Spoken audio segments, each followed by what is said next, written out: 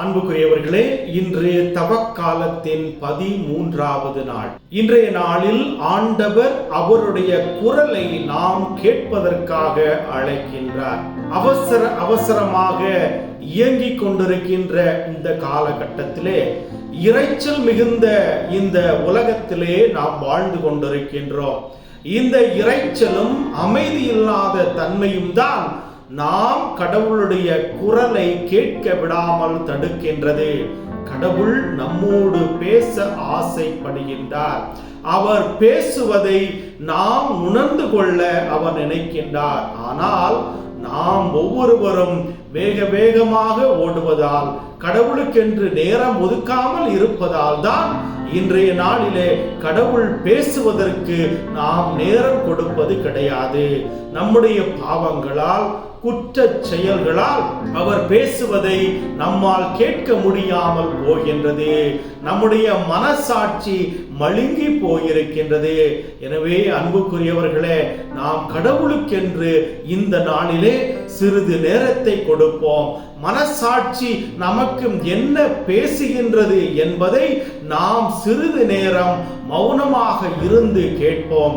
குடும்பத்திலே பிரச்சனைகள் வரலாம், துன்பங்கள் வரலாம், சகித்து கொள்ள முடியாத கசப்பான உணர்வுகள் கூட ஏற்படலாம்.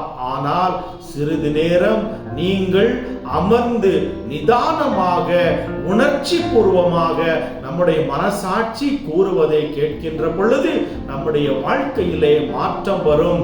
கடவுள் அவருடைய வாழ்க்கையிலே செய்த அற்புதங்கள் ஆயிரம் பல புனித மனிதர்கள் வழியாக அவர் பேசி இருக்கின்றார். இறைவாக்கினர் வழியாக பேசி இருக்கின்றார். அவர் சொல்வதை தானாக வந்து மக்கள் முன்னிலையிலே பேசியது கிடையாது. மாறாக அன்புக்குரியவர்களே, அவர் பிற மனிதர்கள் வழியாக பேசுகின்றார். நாம் அடுத்தவர்கள் நமக்கு தருகின்ற அறிவுரைகளை ஏற்றுக்கொள்வோம். ஆண்டவர் திரு விவிலியம் வழியாக பேசுகிறார், இறை வார்த்தைகள் வழியாக பேசுகிறார், தேர்ந்தெடுக்கப்பட்ட மனிதர்கள் வழியாக பேசுகிறார், உங்களுடைய பெற்றோர்கள் வழியாக பேசுகிறார், நண்பர்கள் வழியாக பேசுகின்றார்.